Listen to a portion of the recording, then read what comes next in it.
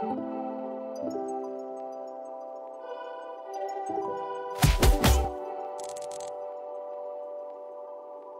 visi, pradedam dar vieną NBAT Lietkabelio podcastą ir šiandien svečiuose žmogus legenda Gediminas Orelik. Labą dieną. Labas, kaip laikais? Neblogai. Kaip tavo savijauta, pirmiausias klausimas, turbūt. Ilgai nežaidai dabar? Tai tiek tas ilgai, 3 savaitės, tai nemanau, kad tai ilgai buvo ir ilgiau. Nu jo. Tai gerai dabar, viskas gerai. Jau antras varžybas, kai žaidžiu, tai... Kas tu buvo? Aduktorius buvo įplyšęs. Kas toksai? Aduktorius. Kas tas yra? Pritraukėjas, lietuviškai. Čia. Prie kirkšnies. Okay. Šitas šonas. Išmokinis terminų nežinau. Nors medicina, tai nelabai. Tai čia žmogaus kūno. Nelabai gaudos. Tai lietuviškai ir angliškai pasakiau nelabai. Tiek nežinau daug. Klausyk, sezonas čia jau pabaiga. Mes kai filmuojam liko du grai reguliariojo sezono su Pasvaliu ir su Žalgiriu. Kaip tau visas tas sezonas ir pasiruošimas dabar jau atkrintamosiams LKL? Šis sezonas, manau, tikrai gan geras. Gal gaila, kad neišėjo to pirmo barjero perlipti Eurocup'e.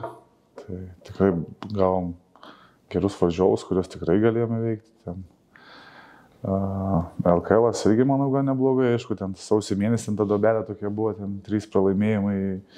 Pirmas Neptūnas, paskiau Šiauliai, ar Prienai Šiauliai. Tai aišku, dabar tas į galą biškiai atsiduoda, kad turim su Vilkais lygiai, o užtektų vienos pergalės, kad viršui būtume. Bet aišku, niekad. Tiek žiūrim priekį, ką gausim, tą gausim, su reikia žaisti, to ir žaisim. Nes LKL'as toks turbūt sustiprėjęs atrodo dabar jau. Ir su tom apatiniam komandom nelengva žaisti. Jo, sustiprėjęs, žinoma. Kiekvienais metais kažkaip stengiasi LKL'as stiprintis ir stiprėja. Tai dabar dar ir nauja komanda su dideliom ambicijom atėjo. Tai irgi šaunu, manau. Tai daug dėlio, kad tik stiprėtų ir stiprėtų. Apie Eurocupą dar užsiminiai irgi visą tą sezoną reziumuojant. Vakar baigęs beje, kaip tik Eurocupo sezonas. Gran Canaria laimėjo prieš Ankarą. Žiūrėjai gal finalą, ne? Nežiūrėjau, skaičiau, kad laimėjo. Ten skaičiau biškai, kad ten kažkas ratas vežinėjo ten, nes prieš treniruotę. Galvą trenkėjęs ten. Treneris kaklą susilaužė. Mačiau, tai ten nesupratau, ten specialiai, nespecialiai, ten aišku, ką rašo, negali visko tikėti. Bet kad su įtvaru buvo, tai irgi mačiau. Tai. Jo, tu pradžiai gal dar apie tą visą sugrįžimą tavo čia į Panevėžį, jau aišku, senokai tas buvo, bet kodėl gavosi taip, kad grįžai iš Bešiktašo čia į Lietkabelį? Tai pirmiausia, ten dėl to Bešiktašo, tai ten toks balaganas viduj, ten prieš sezoną ten tokių kliurkų biški buvo, laukti reikėjo ir ten, sakai, bus tik 2 amerikiečiai, važiuoja visi 4 ir visi rūkiai, pirmi metai. Ten ta krepšinė nelabai jie ten, žino, kaip pasimt kamuolį ir mesti, toks bandžiau aš ten su jais kalbėti, ten treneriai bandė, paskui vėl netiko, ten pralošinėjom, atleidinėja viens kitus ten, tas totalus balaganas toks buvo, tai jau tada priejo tas toks liepto galas, kai tiesiog jau tiesiai šviesiai sakau, sakau, man čia nebebus nei kovas, nenoriu nei čia būti, nei ką. Tai tada tas naujas treneris irgi, sakau, sužais dar vieną grajų ir viskas. Mes su Martynu prieš tai kalbėjom, tai tas toks kelias, nes Želka buvo traumuotas, jie ieškojo 4, tai dėjom tos kelias tokius akcentus pagrindinius, susidėjom ir viskas. Kaip tavo Stambulas pats, kaip miestas? Sunku, ten, sakau, anksčiau man labiau patikdavo gal. Ten nuvažiuoti savaitgalį, ar ten keliom dienom, ten kažką nuveikti, kažkur nueiti, ten ar į restoraną, ar į dar kur nors. Tai jo, super, viskas, pilna viso, ko nori, bet gyventi, su šeima šiek tiek sunku, nes dar vaikas mažas, ten kažkur važiuoti ar pasivaikščioti į parką, ten kamščiai, ten nežinai, nei kada išvažiuoti, nei kur papulsi, tai nes žaidi varžybas ten už Senan Erdemo, ten gal tas Arajaus salėj, Efeso irgi, tai važiuoju su mašina, tai važiuoju 34 gal kilometrai skaitasi nuo kur mes gyvenam. Tai važiuoju į priekį ten valandą, atgal, jeigu kokias varžybas baigėsi 6, tai važiuoju 2,5 atgal. Ne parką noriu nuvažiuoti 5 km, į priekį 10 minučių, atgal valandą 10. Toks nežinosi, niekada nežinosi, kai išvažiavęs, kiek važiuosi. Ten būdavo toks molas šalia mūsų, ten gal 2 km, ten toks mažesnis Tai vieną kartą važiuoju 7 minutės, kitą kartą važiuoju 37. Nežinosiu net, jeigu kokia nors avarija, tai viskas iš karto, viskas susikimša. Nu, prie to turi, aš kai niekada nemėgau kamščių, tai man, sakau, praleidė ten daug laiko, to dar 2 treniruotės būna, tai irgi, kiek jūs pirmin atgal 4 kartus vėl kas 2 valandas dienoj. Tas toks ir dėjosi viskas, biškai per daug ten ir visiškai suspaustas miestas toks labai. Tai čia Panevėžy maloniau turbūt dabar. Ne, tai kai grįžom, tai čia kaifas, žinai, treniruotė 3 minutės ar 5 minutės, parduotuvė šalia, išeit pasivaikščiot šalia, tai pasakant, šeima džiaugiasi irgi. Gal tu šiaip nelabai mėgėjęs didelių miestų? Nelabai aš mėgstu didelių miestų, aš žaidžiau Vilniuje, nepripratau per 3 metus. Nors ten tais laikais tokių milžiniškų kamščių gal nebuvo kaip dabar visi girdžiu skundžiasi, kad ten kamščiai ant kamščių. Bet aš vis tiek kažkaip nepripratau. Kai grįžai čia dabar į Lietkabelį, daug kas kalbėjo, kad pirmiausia tai pridėsi charakterio šitai komandai ir to tokio kietumo gal kartais, kai reikia.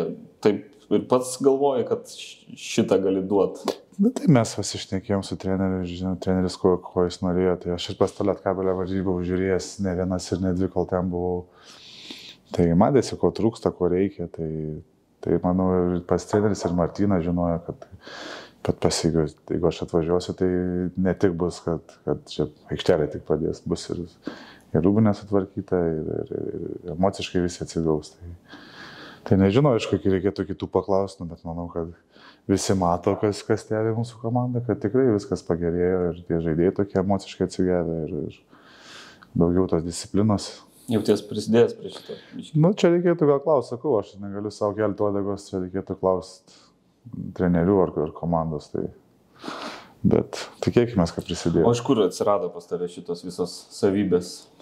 Tai aš vaikystės gal toks, žinai, iš kaimų, iš Šiaulių toks, žinai, tai man tokia, aš niekada nebijau pasakyti į akis, ką galvoju, ar pasakyti, kas man nepatinka. Tai gal kiti tokie žmonės yra užsidarę, jie tik už nugaros gali kalbėti, o jeigu man kažkas nepatiks, aš tiesiai šviesiai pasakysiu.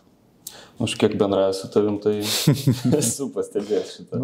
Tai geriau būti atviram, jeigu ten slėptis už nugaros ir ką iš tą peilį į nugarą. Tai nepatinka kažkas pasakyti.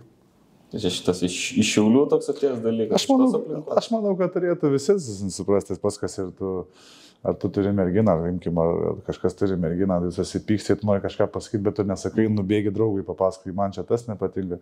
Tai turi spręsti, jeigu nekalbėsi, jeigu kažkas netinka, tai tu turi kalbėti. Čia nuo šeimos, nuo darbo, nuo krepšinio, visur.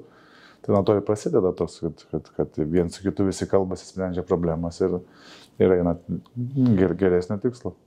Aš sutinku iš tai vietą, jo, manau, kad svarbus šitie dalykai. Kiek galvoji, galėjo būtent tos charakterio savybės tau padėti karjeroje, ypač pirminiai stadijai? Tai gal tas toks mano naglumas, gal daugiau, kad aš nebijodavau tokio ar spaudimo, ar ten kaip kontaktą tokio, man iki dabar daugiau patinka daužyti stumdytis negu bėgti.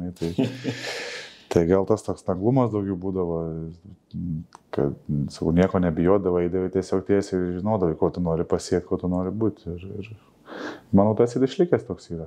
Ir turbūt nekildavo ten jokių problemų su treneriais, ten, kad kažkas grįžčiau kalba, ten dar kažkas. Ne, tai tiesiog yra jų darbas toks, tu turi prisitaikyti prie to, aišku, dabar jau, aš vadinu, New Generation yra, jau ant jaunimo pašaukė, tai jie jau vos į ašaras krenta, ten mane šaukė Jėzus Marija. Tai tada nežinau, kas senais laikais būdavo, tai ir šaukdavo, turbūt ir muždavo dar kažką turbūt, ir gaudavo į blizgę turbūt nuo ko nors, tai kas prie pačies yra buvę, tai tikrai veikia vos negavę, tai manau, čia dabar jie tokie, bet aišku, nieko nepadarysi, čia naujas kartas, nauji visokie dalykai. Jo, tokie laikai dabar, kiek ir tenka pabendrauti su vyresniais žaidėjais, tai visi, kai ne visi, bet daug kas tą ir išskiria, kad dabar kitokie šiek tiek. Na, tai jau dabar jau jie tokie visi, sakau. Kaip tau, kaip vyresniam žaidėjui, tuomet, kiek sunku gal įsipaišyti jau tarp tų jaunesnių žaidėjų, tarp to naujo mindset? Tai, kad čia nėra, vis tiek, mes, kurie vyresni, mes vis tiek savo darysim. Tiek tavo žodis viršiau. Tai jeigu dar jaunimas tau kels balsą ar sakys kažką, tai nebus gerai. Tai nieks jam nenusileisti, žinai, neleisti tų pagalių kaišyti, kur nereikia kaišyti. O paskiau jie kaip aš manau, kaip jie bus, 30-35, ar kiek ten bus metai, jie viską supras, jie ir patys neleis jaunimui ten taip sparnų kelti, kur jų nereikia kelti dar. Turi ateit laikas, aš manau, pas jaunų žaidėjus ateis laikas, kada jie ir iššaus ir supras daugiau. Duodai pamokų dabar jaunimui? Na, reikia kartais, aišku, nesistengia jų per daugiausiai prispaus, bet duodai, aišku, ir paklauso jie ir sutinka. Gal už nugaros ir nuėjo nesutinka, nežinau čia, aišku, bet svarbu, kad išklauso, ar jie per vieną ausį, per kitą išėjo, tai čia jau reiktų jų klausti. Pats jaunas irgi atėjo gan į aukštą lygį, į Lietuvos Rytą dar tuometinį, buvo ir pats sakęs, kad girdėjai, kai žmonės kalbėdavo, kad va čia, Ale paėmė tą storą iš Prienų, kaip prisimeni dabar tos laikus. Tai aš turbūt dabar dar taip pat kalbu, ir sakau, man tai tie visi komentarai, tai žinai, aš jau sakau, man, nei ten jau žiūriu, ten būna, kai mama ar ten draugas, žinai, matei ten, ką sako, nuskau, neįdomu, sakau, 15 metų tą patį per tą patį, storas, daug valgo, barealų geria, ar ten dar kažkas, tai da, bet iš to pusės gal įdomus dar kažką nesu matai, bet, nu, tie, kurie rašo, kažin ką jie, nu, aš tai sakau, kurį tu turi komentarą parašyti, turi būti kažką pasiekęs aukščiau, negu tas storas, kurį tu vadini storas, ar ten dar kažkoks. Tai, bet tas, kuris būtų aukščiau pasiekęs, jis tikrai nesėtų prie kompo, nerašytų komentarą apie tą ar apie aną. Tai, bet, sakau, man tai, sakau, tegu rašo, sakau, gal tas energijos pasisena parašydami tos komentarus blogai, jie geriau jaučiasi tą dieną, tai super, tai tegu tik rašo kiekvieną dieną, jaučiasi geriau švyti, tai valiau. Toks pasakymas yra daug durnių kelią. Daug durnių kelią visada. Bet imdavai kada nors jaunesnis, kaip būdavai, ar visada? Visiškai dzin būdavo, žinau. Jeigu kalba, žinodavau save, žinodavau, kaip kas yra. Tai visiškai nebūdavo, kad kreipdavau dėmesio, dėl to liūdėdavau, kam aš nepatinku daugam ar kas. Tiesiog einesi, dirbi savo darbą ir viskas. O tai ką, galbūt patartum ir jaunesniems žaidėjams, kaip neimti į širdį ir į galvą tų visų dalykų, nes dabar tai dar daugiau... Dabar tai čia sunku, nežinau, dabar tai sakau, tas jaunimas biškai kitoks yra, jie tokie biškai minkštesni, gal pavadinti gražesnių žodžių, kad reaguoja daug į viską, jie tam nepatinka tas ar anas, tai čia nežinau, čia reikėtų. Čia gal tas toks nuo vaikystės ateina, gal dabar kitaip, gal tėvai kitaip auklė, nežinau. Tiesiog mes ir nuo tėvo gaudom ir diržų, ir rykštės, ko tik negaudom, žinai, prisidirbdavai, jas su broliu du bachūrai būdavom, tai... O dabar gal jis, nežinau, aišku, dabar tas vaikų teisės visokios, tas vaikus glosto gal, nu, nežinau, tai čia, aišku, yra kiekvienos šeimos sprendimai kaip auklėti, aš aišku nesigišu, bet paskui, kai ateina į krepšinį, žinai, jeigu tu ateisi toks minkštas, nu, aišku, dabar gal jau geriau, nes dabar, sakau, tas kita karta, jau ant jų nešaukė tiek daug, tos treniruotės nebėra tokios jau, kaip seniau būdavo, tai jiem gal lengviau dėl to dalyko bus, bet senesniem treneriam gal sunkiau, kad jie turi prisitaikyti prie tos naujos kartos. Ja, aš šiaip sakau, vien spaudimo turbūt nemažai, kai dabar visi podcastai visokie ir panašiai. Tai dabar viskas, tai dabar jeigu kažką pagauna vieną, tai visą sezoną, žinai, drožia, kol viskas nebegali. Pavyzdžiui, kaip Peno pagavo ir viskas nepaleidas. Gali žaisti ar nežaisti, ar gerai žaisti, ar blogai žaisti, nesvarbu, jau viskas. Ir tie podcastai, tokie video, nu ką, žmonės žiūri ir žmonėmi galva įėjo, kad viskas, nu jis toks yra viskas. Jis kaip buvo perspausta šiek tiek turbūt. Aš manau, kad kažkiek ciklinta vieną vietą toks, ne? Gal taip kažkaip jau per daug, kiekvienam tą podcast'ą, tas peno, nu, pasakei 3 kartus, nu, visi suprato viskas, nu, užtenka, bet ten toliau, žinai, 5, 10 kartą peno. Ypač šitas Pulkovskis, ten tas peno, antipeno yra, ten baisus antipeno. Yeah. Ir anti-step-out gynyba dar. Anti-step-out, jis ten, žinau, pyktį gal laiko ant lietkabelio, nežinau. Šiauliuose pradėjai karjerą savo, jaunas irgi būdamas, ir grįžai paskui į Šiaulius jau atgaivinti karjerą. Apie tą etapą, apie tą visą sugrįžimą. Kaip atrodė po to, kiek 3 metai beveik? Beveik 3 metai buvo, jo.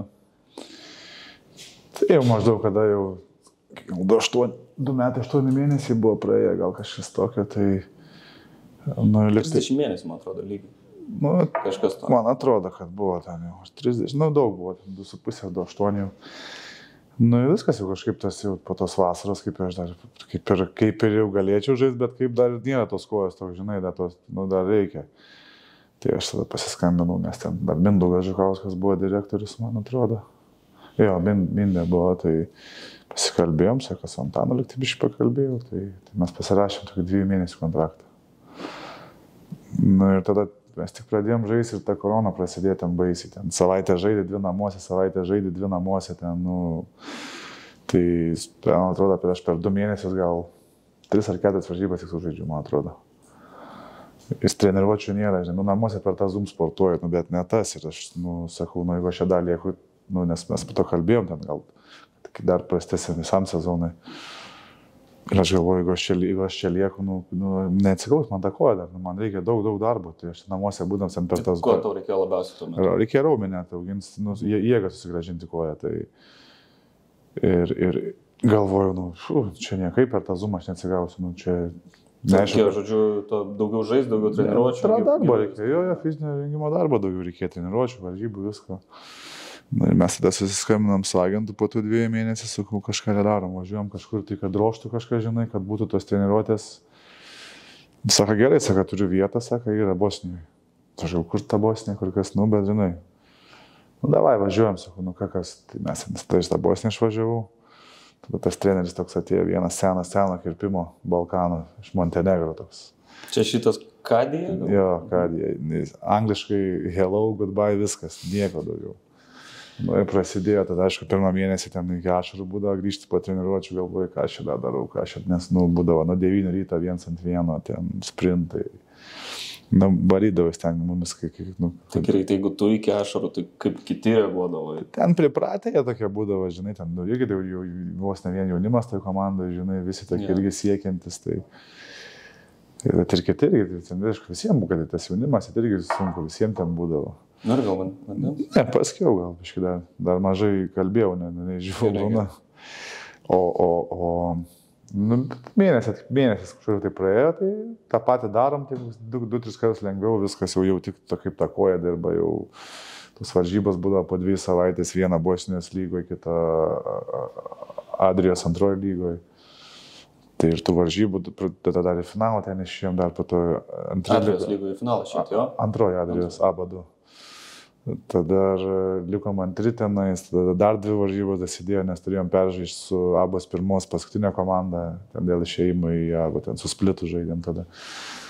Ir tada viskas, tada žiūrėjau, ką pasiruošęs, tada pasiskambinau Martynui, susikalbėjom, sakau, jeigu reikia. Davai, sako, tai jau. Pasirašėm praeitais metais su Martynu, tą su Lietkabeliu. Ir geras sezonas buvo, kaip sakant.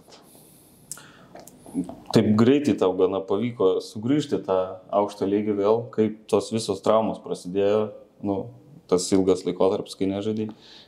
Tuo metu buvo dar minčių, kad gali grįžti į tokį lygį, nuo Eurocupą? Tai buvo toks sprendimas, aš žinau, kad aš grįšiu, nežiūrėjau į kokį lygį grįšiu, tiesiog žinau, kad grįšiu į krepšinį.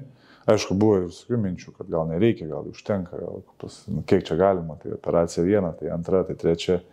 Nes prieš tas visas traumas, tai tu tikrai geram lygiai žaidėjai buvo. Ne, tai ten būtų, kas buvo, tas buvo, aišku, ten ir lygis buvo gerai, dar būtų geriau buvo, aišku, toliau, žinai, bet... Nu, ten ir to dėmesio turbūt turėjai... Buvo ir to dėmesio, jau buvo ir... Kas siūlė kas nors, pavyzdžiui, ar kas domėjęs iš dar stipresnių klubų tuo metu? Kai buvo Venecija? Nu jo. Nu, mane, kiek man sakė agentas, kiek mes ten, aš daug labai sakiau, nesipasok, nes jau mes buvom tik po traumos susitikę tada Venecijoje, tai jis man trumpai, kad Lokomotyvas norėjo išpirkti.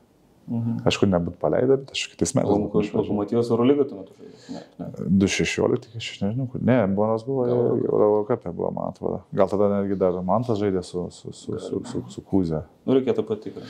Jo, tai jo, tada, aišku, dar po Venecijos dar būtų kažkas ten, irgi geras sezonas buvo. O ten tos visos kalbos apie Željko Obradovičius? Tai čia buvo, kai Turkija buvo jau. Šitas, nu, kiek aš girdėjau, kiek klubo vadovybė irgi sakė man, tai jo, jis norėjo mane pasimti Fenerbahčę, jie būtų mokėję mano algą ir būtų davę tokį Turką 4 numeris ten rinktiniai būdavo, aš neatsimenu, pavardėsiu. Bet nu negalėjo paleisti manęs niekaip Vandetas, tai mes 2 pagrindiniai būdavom su Jordanu Teodoru, tai nebuvo niekaip ten galimybės. Bet aišku, ten būtų geras sprendimas, buvo išeiti ar nebūtų geras, tai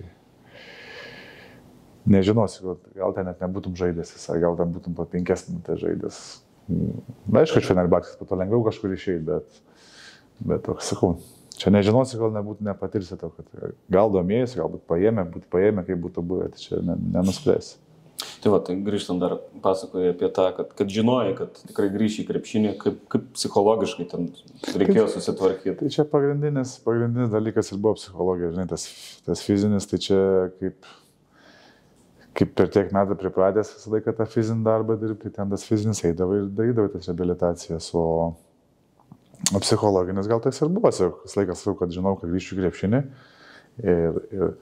ir kada, kaip sakau, buvau pilnai pasiruošęs, tokia buvo mintis, vis tiek aš turiu eiti į Eurocupą ir žiūrėti, ar aš galiu ten dar žaisti, ar aš sakyčiau, kad tu nuėjai ir matai tavo sezonas, viskas vaikelė, tu nebetempi ten to lygio ir galvok pasilik viskas.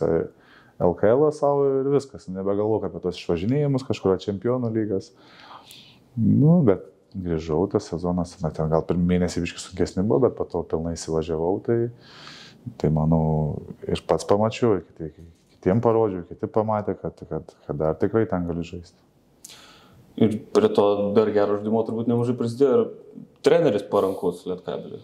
Ne, treneriai, tai aišku, tai trenerių kepurė galiu lenkti, žinai, galvą kepurė, tai treneris super, jisai žino, kaip pasakyti, ką turi komandai, žino, kaip iš jo įspausti, ką jis gali geriausiai. Tai nenadas taip ir vis daro, su dauguma žaidėjai. Tas pačias šiais metais, tas pats jaunimas, imkim, Mūrą 19 metų, Rūpštą 20 metų, Rūpštą žaidžia 20 minučių, man atsvidurkis, Mūrą 15, gal kituose 20 žaidžia, imkim, Eurocup'e abu žaidžia tikrai, tai man atrodo tokias komandas, kur 2 tokie jauni žaidėjai imtų tokias rolės, ypač Rūpštą beveik visą laiką startą. Mūra irgi ant keitimo būna, tai sakau, čia yra jaunimui, tai pliusas. Kokias, matai, perspektyvos šiaip Rūpštos Mūros? Ką aš galiu sakyti, jie, aišku, jauni, priklausys, kaip jie tas, kokia bus darbo etika ir kokie bus galvos darbai, žinai, kaip viską, reaguosi viską, tai, bet abu yra tikrai talentingi, tai manau, turėtų būti nebloga ateitis tikrai.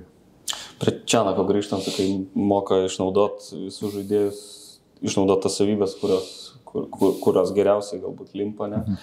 Kokios dar trenerio savybės imponuoja? Tai pirmiausia, dar tokia irgi man asmeniškai, tai kad jis toks žmogiškas, žinai, nes ne tik treneris, jis laiką yra ateis ir paklaus, kaip sveikatos, ar kaip šeima, kaip viskas, ar nesakam. Tiesiog toks, su juo gali ne tik kaip su treneriu pasikalbėti, toks, ar paklaus, kaip pasakyti, tiesiog, jeigu tau kažko reikia, nebijot jo, tiesiog ateini, paklausi kažko treneriui, gal čia taip, gal ne tik apie krepšinį, apie gyvenimą, jo gali paklausti visą laiką. Stengsis tau padėti ir atsakyti. Tai man tas labai patinka, ypač iš jo pusės. Tai, aišku, visa valdymas komandos. Dėl to jis, sakau, visi Gabas, Lipkė, aš, tie vyresni mūsų lietuviai, didžiausią respektą jam turim, tai patys tas Lvicka, man atrodo, su Gabu ir pasiliko dėl to, kad treneris liko, manau. Ne dėl to visiškai, bet manau, kad tas pusė tikrai dadėjo, tai tiesiog supratimas visas apie gyvenimą, apie krepšinį, aišku, pats buvęs krepšininkas, tai sakau, man tas komponuoja labai, kad jis toks tikrai žmogiškas, ne tik kaip treneris, bet tiesiog žmogiškas kaip suaugęs vyras. Šiaip daug trenerių esi turėjęs įvairių per karjerą, čia turiu ir sąrašiuką dar pasirašęs, čia nuo Sireikos iki Šeškaus, iki Bauermano, dar kitų trenerių, iki Kadijos. Visus susirašai? Ne visus, man atrodo, bet beveik. Kažką būsi praleidęs tikrai.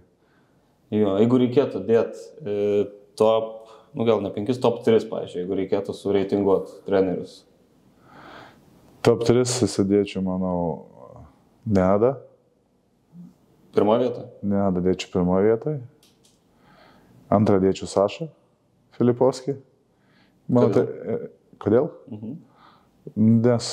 Tokias buvo, kurioje komanda? Turkijai. Banvitė. Jo supratimas ir apie krepšinį, tai yra kažkas tokio fantastika. Jis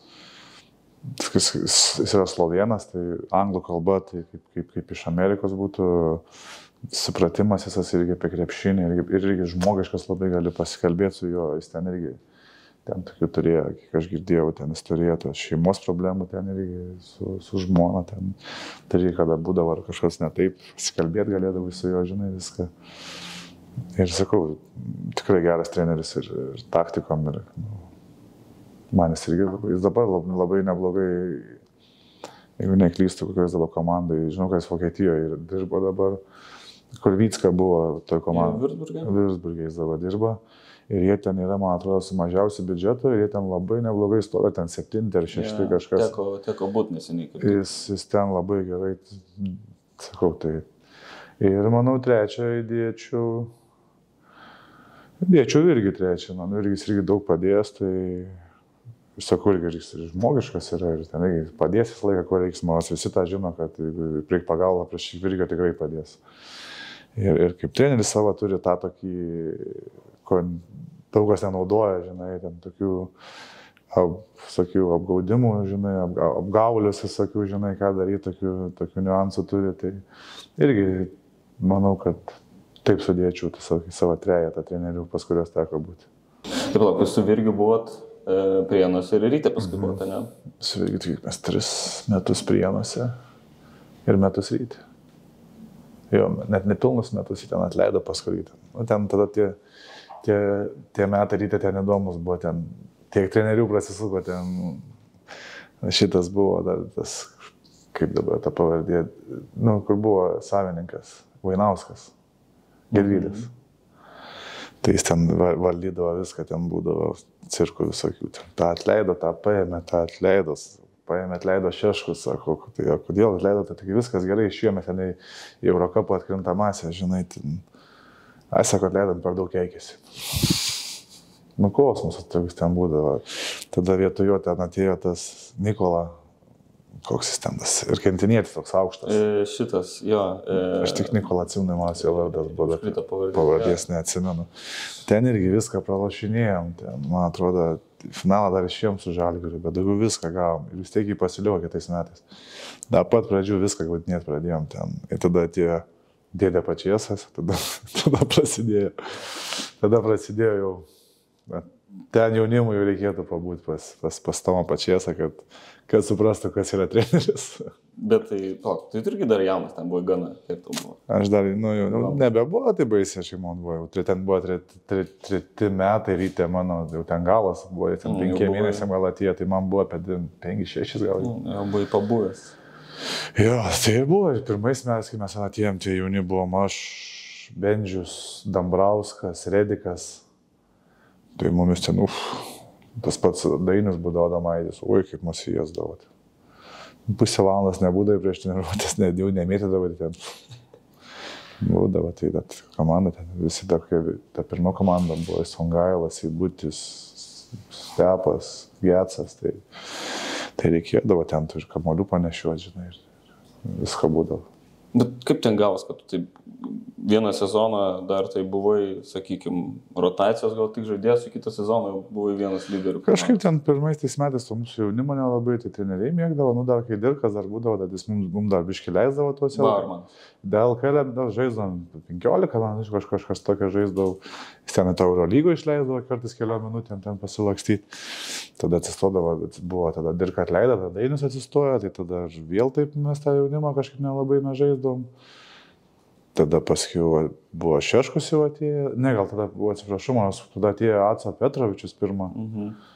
Tai pas jį, kaip ir man jau gerai buvo, aš jam nebuvau įsikovojęs labai daug minučių, ten porą savaičių ten pasėdėjau ant suolo, bet prasimušau, aš ir ten neblogai buvo. Tada atėjo Virgis, tada mes prie Virgio aš labai daug žaisdavau gan gerai. Getsas, mes ten 3 pagrindiniai būdavom, Antanas Kavaliauskas, Gecevičius ir aš. Tai tada vėl Šeško atėjo, tada tas Nikola atėjo, tada vėl, ten buvo, dar buvo ir Gronskis atsistojęs pirmo, man atrodo, tada Turėjo būti kažkur. Tada dar ir Jasulionis buvo atsistojęs pirmo, atsimenu, Rusijos žaidėmis ten dar pirmo atsistojo, tai ten, sakau, ten toks makalinė balaganas irgi buvo ten. Taip, bet. Sunku turėjo būti, ne? Žaidėjams. Sunku, aišku, tai ką tu sieki, kažko tai tą pakeičia, iš 2 mėnesių vėl kitą pakeičia, tai visi taip ir rotuoja ratu, tai ten nesuprasi. Ten paskui tas Nikola atėjo, ten įdomi, kaip ir tą Šeškų palika asistentų, kaip ir nepalika, ten buvo. Marcelo Nikola. Marcelo Nikola, jo. Tai buvo įdomybė ten, tai jie praėjo dabar, tai kita valdžia jau kitaip viską ten daro. Dar buvai kur nors be ryto, kad būtų tiek daug chaoso? Sakai, be Šiktašė turbūt. Be Šiktašė labai būdavo chaoso. Kai įdomiai daro, jie, įsivaizduok, pasiema vieną patyrusį žaidėją ir 4 rūkius iš Amerikos. Čia be Šiktašė, ne? Kurie net nėra žaidę Europoje. Balaganas, ten tik kaip mato, kaip į krepšį mest. Tai reiškia, jie neklauso, jie irgi visi atvažiavę jauni. Tik bando pataikyti turbūt, ne? Po 20 kelis metus susišnekėti neina, jie ten fuck off, I don't care, tai ten, žinai, ten treneriai irgi jau tas iš vėlo, iš kitos pusės. Mūsų pagrindinis treneris buvo tuo pačiu ir komandos GM'as. Tai dažniausiai ateidavo vesti treniruotės vieną dieną prieš treniruotę, o kitą savaitę asistentai veda. Asistentai gan silpni. Tie amerikonai neklauso, ant galvos susileidė tenais. Balaganas ten, sakau, prasidėjo. Po to ten su tom agentūrom ten turi ten tas džiemas, kur buvo ir treneris, ten kažkokia agentūra susipykęs, kuri tą agentūrą nori ten tą klubą perimti, ten, kad būtų žaidėjai. Tai tik atleido tą trenerį, iškart pasiėmė, iš karto tą agentūrą įsibrovė iš karto. Treneris, nauji žaidėjai, visi ištuodamas agentūras beveik. Čia, kai tu išėjai, jo, ten viską, bet kas iš to, išėjau buvo 4 pergalės, dabar pakeitė tokius žaidėjus pasiėmė. Karklaitą pasiėmė iš Asvelio, Sokolovskį pasiėmė. Ta Whiteheadas jis ten tikrai geras yra. Ir manas darė kažką vieną, dar turėjo pasiimti, aš dabar neatsimenu, dar vieną pasiėmė. Tai pasiėmė, tai išleido daugiau pinigų, negu prieš sezoną išleidėm žaidėjų. Ir tu vis tiek pasakai per antrą pusę tik 4 pergalės. Su viską pakeitė, trenerį pakeitęs, ten žaidėjus pakeitęs. Ten aišku, tas treneris ten irgi įdomus, ten nežinau, kad lapais ten iš lapo mokindavėmis viską, ten knygas tokias duodavo, kai mokyklą atydavai.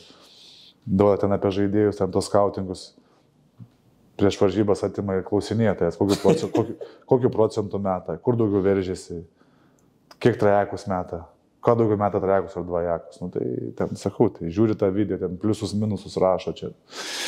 Sakau, ten sunku paaiškinti, kažkaip ten sakau, pliusų, minusų taisyklį įdėję. Jeigu ranką pakėlęs per varžybas, pliusas, jeigu nuleidęs minusas, ten, ir asistentai turi sudėti naktim dirba, ten, kosmosas ten. Nepatinka tu tokia dalyka. Tikiu, tu ateini lapais išklijuotą rūbinę. Tai ne mokykloje esam, tai suaugę vyrai esam, tai ateini, pasakai ir darom, jeigu nedarai, važiuok namo, iš kur atvažiavai, viskas. Tai... Kaip sakė Kazys dabar per taimautą su Barsa čia. Nusipaveiksluokit, reikėt namo, jeigu nenori. Tai čia arba tu nori, arba tu nenori, kad tau čia lapus sukabins, ar tau pliusus minus spojus. Tu geriau žaisi dėl to? Nežaisi geriau dėl to. Tai va, tas visas atspindys ir buvo iš to be Šiktašo. Aš gali dabar pasižiūrėti irgi 8 pergalės. Tai niekad antroje pusėje nieko nepakeitė, nors pasiėmė daug geresnių žaidėjus, daug labiau patyrusių žaidėjus. Ir vis tiek nieko neišėjo, tai reiškia, kažkas yra viduj blogai, o ne žaidėjose blogai. Tai žodžiu, gerai, kad ir nelikai ten, kad grįžai. Džiaugiuosi, aišku, tai viskas palengvėjo, žinai, ten žmonai su vaiku ten pasvaidėm 4 valandas, bet mes pastoviai keliaujam, ten tas naujas treneris susigalvoja, jeigu namuose žaidžiam, tai mes važiuojam 3 km, kur nuo salės yra viešbutis ir dieną prieš miegam viešbutį. Visiškai, Tai tu paklausi, tai man tai geriau savo namuose, kur aš ir padės su šeima, jeigu man irgi kažkaip viešbutį, kur guli ant lovos metras ant metro, žinai, tai čia jūs turim būti, tai prasidės, sakau, tai tu namuose nebūni, tu reiškia kiekvieną kartą po 2, laisvų beveik nėra. Toks ne man ten buvo tikrai. Jau taip turbūt link pabaigos, ar tai jam iš tikrųjų toks turbūt paprastas klausimas. Kokia tavo vizija dabar, kiek dar galvoji, kad gali judėti aikštelę? Tai čia, manau, tas pats kūnas pasakė, žinai, dabar kol dar gali tol žaidėjo, bent jau dar kokius 2-3 norėčiau, tai aukštam lygiai pažaisti, o paskiau jau truputėlį man žemėti, žinai, ar tam pačiam Šiauliuose baigti ten kelis metus, ar Pašeškų ten kelis metus, žinai. Stiek, mes kažkada šnekėjom, sakėm, čia Vyckai kalbės, Ir Adas iškėjus, kažkada reikėtų surinkti tą pačią Hebrą, kur buvo Prienuose, dar žinai, ant galo tokia. Tai čia... Nu, ten gera Hebra buvo, ne? Jo, viskas, buvo ten gerai surinkę, viską buvo, tai va, žiūrėsim, nu, sakau, norėtųsi, aišku, kuo daugiau, to geriau, bet jau čia pasakys kūnas, kada stop jau per daug varžybų, per daug treniruočių, tai eisi, kur visko mažiau. Nu, matai, tos 3 metus nežaidai, turi kažkaip kompensuoti. Nu, tai žinai, aišku.